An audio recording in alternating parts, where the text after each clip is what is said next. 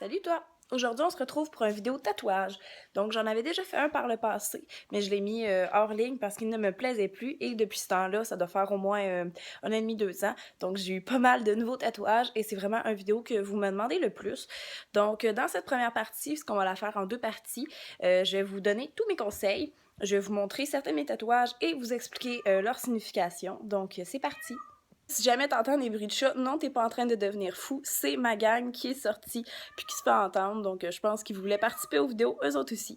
Donc, mon premier conseil, ça serait de vraiment bien magasiner son tatoueur. Donc, tu peux regarder sur les sites internet les portfolios, les avis des personnes qui se sont fait tatouer. Tu peux aller regarder des vidéos sur YouTube. Des fois, il va y avoir des références. Tu peux te rendre directement en boutique et regarder les portfolios, parler avec le tatoueur, regarder vraiment l'allure générale de la boutique. Donc, si ça a l'air propre, t'assurer que tout le matériel est bien stérile. Donc, que le tatoueur va avoir des gants, tu vas voir changer son stock devant toi et tout ça. Donc, c'est vraiment super important de bien magasiner son tatoueur. Je sais que des fois, pour nos premiers tatouages, on est super pressé. On veut un rendez-vous tout de suite. On veut le tatouage le moins cher parce qu'on n'a pas toujours le budget. Mais dis-toi que c'est sur ta peau pour ta vie. Puis que si jamais le kit est pas bien stérile, tu peux attraper toutes sortes de maladies qui pourraient vraiment gâcher ta vie. Donc, c'est pas ça le but quand on se fait un tatouage, hein? On veut juste être heureux puis faire une œuvre sur notre corps. Donc, vraiment, magasine bien, informe-toi, prends ton temps. Mon deuxième conseil, et ça c'est ce que j'ai fait moi-même, c'est d'afficher la photo du dessin ou de la phrase, peu importe que tu veux te faire tatouer, soit dans ton casier, soit sur ton cellulaire en fond d'écran, soit dans ta chambre, sur ton miroir, peu importe, pendant au moins un mois. Comme ça, tu vas le voir plusieurs fois par jour, pendant plusieurs jours, plusieurs semaines. Puis si jamais tu te tannes pas du tatouage, ben là, tu as des bonnes chances que ça soit un bon choix. Si après même pas un mois, t'es écœuré puis plus capable de le voir, je vois pas comment tu pourrais le garder sur ta peau toute ta vie. Puis honnêtement, moi, c'est ça que j'ai fait avec mes premières idées de tatouage, puis ça m'en a pris 3-4 avant de me décider. Puis j'étais bien heureuse parce que j'aurais regretté finalement. Ensuite, pour ce qui est des soins, ça va vraiment varier de tatoueur en tatoueur, souvent en fonction de l'angle qu'ils utilisent. Donc, ils ont tous un processus de guérison qui affectionne plus particulièrement. Donc, informe-toi directement à ton tatoueur. Puis, je te conseille vraiment de respecter ça à lettre parce que un tatou qui guérit mal, sérieusement, ça peut devenir vraiment désastreux.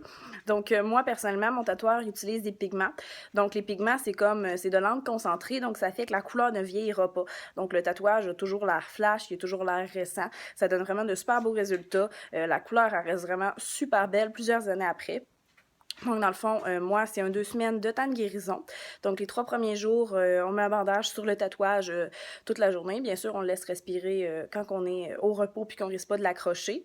Donc, ces 3 premiers jours-là, c'est de l'ozonol que je mets 3 à 4 fois par jour. Ensuite, pour le restant du 14 jours, je mets de l'ozonol et un bandage la nuit.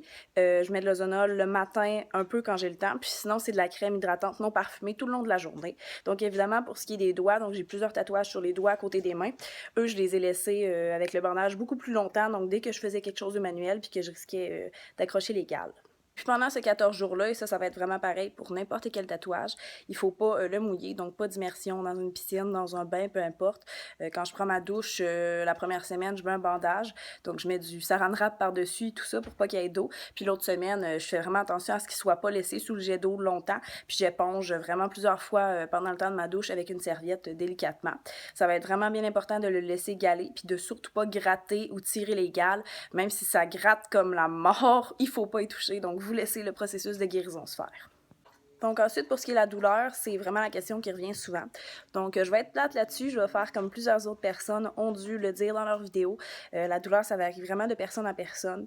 Sérieusement, je pense que moi-même, je me le demandais si ça allait faire mal, j'étais super stressée, mais la journée que je me suis vraiment décidée, c'était plus important. Donc quand vous allez être vraiment décidé, ça sera plus un détail qui va compter. Il y a des endroits qui sont réputés pour être plus douloureux, donc comme les doigts, la clavicule, les côtes. Donc moi, personnellement, j'ai déjà les doigts et la clavicule et je suis une personne qui avait vraiment peur des aiguilles et je me suis rendu compte au fil du temps que je me faisais percer et tatouer que je suis très résistante à la douleur. Donc pendant que je me faisais tatouer sur les doigts, j'ai eu plusieurs retouches sur ceux-là. Donc j'ai une dizaine de tatouages, je pense, sur les doigts. Puis je les ai fait retoucher au moins 3-4 fois chaque. Je dormais. Donc mon tatoueur, il était vraiment étonné. En 25 ans de carrière, il avait jamais vu ça. Quelqu'un qui dormait en se faisant tatouer sur les doigts. Donc sérieusement, allez-y, foncez si vous le voulez vraiment. Ça vaut la peine. Anyway, c'est quelques minutes ou quelques heures de douleur pour toute une vie avec l'œuvre que vous vouliez sur votre corps. Donc ça vaut vraiment la peine, selon moi. Et le dernier point que je voudrais aborder, c'est la question de l'âge. Donc moi, personnellement, mon premier tatouage a été à 16 ans, donc ça faisait pas très longtemps que j'avais mon 16 ans. C'était pas du tout pour une question légale, donc ma mère est tatouée depuis longtemps, puis elle m'a toujours dit qu'elle m'appuierait selon mes choix. C'est sûr qu'il y a des parents plus stricts, donc peut-être que vous allez être obligés d'attendre à votre majorité. Je vous conseille de faire ça avec l'accord de vos parents, parce que si vous ne l'avez pas, vous allez être obligé d'aller dans une shop qui l'oblige pas, et souvent ces shops-là, c'est pas un stéréotype, mais souvent ces shops-là sont beaucoup plus amateurs, beaucoup moins professionnels, parce que une vraie shop professionnelle ne voudra jamais tatouer un mineur sans l'accord parental. Ils ne voudront pas risquer de se mettre dans le trouble. Donc déjà, je trouve que c'est un gros indicatif du style de shop à laquelle on a affaire. Puis, je dirais qu'il n'y a pas d'âge parfait, donc on peut faire une niaiserie de tatouage à 35 ans, comme on peut faire un super bon choix qu'on va jamais regretter à 16 ans. Je dirais qu'il faut juste vraiment s'informer, qu'il faut être sûr de soi, qu'il faut vraiment y avoir réfléchi longtemps, puis avoir la maturité qu'il faut. Donc, il ne faut pas faire ça sur un coup de tête parce que là, vous risquez de le regretter, puis ça va être sur vous pour toute la vie. Maintenant que toute la question blabla est passée, je vais maintenant vous présenter mes premiers tatouages. Je vais vous parler de leur signification et tout ça. Donc, mon premier, c'était une croix. C'est pas en référence à la religion catholique. Pour moi, ça représentait surtout l'aide divine générale, donc toutes les religions comprises auxquelles je crois. Je suis pas pratiquante, mais je crois en divers points, pigés dans diverses religions, si je peux expliquer ça comme ça. Et pour moi, c'était vraiment pour remercier comme mes anges gardiens et tout ça. Puis c'était comme la croix, pour moi, c'était associé aux anges gardiens, à l'énergie protectrice et à tout ça. Donc, c'est cette petite croix ici. Donc, c'est vraiment pas un gros tatouage. Je voulais commencer par quelque chose de petit, comme je savais pas comment j'allais réagir à l'effet du tatouage, à l'effet de l'aiguille. J'avais peur de m'embarquer dans un gros tatouage puis de pas être capable de le terminer. Donc, voilà. J'ai une vidéo également sur ma chaîne que je vais vous lister en barre d'infos sur mes 2 premiers tatouages. Donc, vous voyez vraiment tout mon processus avant le rendez-vous, après le rendez-vous, la guérison pour mes 2 premiers tatouages. Donc, voilà. Pour ce qui est de mon deuxième tatouage, je dois avouer que je l'ai fait à peine une semaine et demie après mon premier. Donc, dans mon cas, moi, j'ai vraiment eu la piqûre des tatouages. Donc, c'est l'oiseau de Jack Sparrow, donc dans Pirates des Caraïbes. Donc, c'est son oiseau totem. Puis Johnny Depp, qui est un acteur que j'affectionne particulièrement. Donc, c'est une personne que, pour moi, c'est un modèle vraiment. Donc, il s'est fait tatouer le même tatouage, mais juste à l'envers avec écrit Jack en dessous. Donc, voilà, c'était mon deuxième tatouage. On a beaucoup travaillé dessus avec mon tatoueur parce que les modèles sur Internet étaient déformés. Ils étaient vraiment pas comme celui de Jack dans Pirates des Caraïbes. Donc, on a bien travaillé puis on était super fiers. Puis, ça représente pour moi vraiment un amour pour cette série-là, mais beaucoup plus la liberté. Un côté de moi sauvage qui voulait s'exprimer, puis un côté un peu pirate, je dirais. Donc voilà. Donc le voici. Donc Johnny Depp a l'oiseau qui est vers l'intérieur du bras, puis Jack Sparrow, là, vraiment comme ça. Nous, par contre, on a enlevé une vague. Donc il y avait une 4e vague sur le bras à Jack Sparrow. Puis nous, on en a enlevé une parce qu'on trouvait que ça faisait trop massif. Donc voilà. Donc, mon troisième tatouage, lui, je pense que je l'ai fait 3 semaines après mon deuxième. Donc, c'est le symbole ici, donc la rune, qui est la rune du Capricorne, donc qui est mon signe astrologique. Et je crois beaucoup en l'astrologie, puis dans mon cas, ça me représente à 98%. Donc, j'ai fait ça, comme je disais, vers mes 16 ans, puis j'avais vraiment un besoin, une envie de marquer sur ma peau tout ce qui m'identifiait, tout ce qui me définissait. Puis je le regrette absolument pas aujourd'hui, même si ce besoin-là est plus autant fort.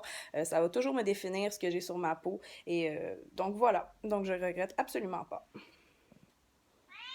Donc, quelques mois après ça, j'ai fait Divergente, donc qui n'a aucun rapport, soit dit en passant, avec les livres. J'avais vu seulement le premier film et j'avais même pas lu les livres. Puis ça avait vraiment aucun rapport. Ça a toujours été un mot auquel je m'identifiais parce que c'est comme ça que je me sentais dans la société, dans la vie en général. Donc voilà, ça n'a pas vraiment une signification plus profonde que ça. Ça a vraiment la signification que le mot a.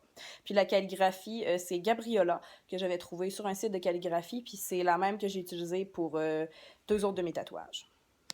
Donc ensuite, je pense 1 ou 2 mois après Divergente, j'ai fait mon tatouage créature sur le côté de ma main que je vais vous montrer dans un instant. Donc ça représentait encore une fois comment je me sentais dans la société.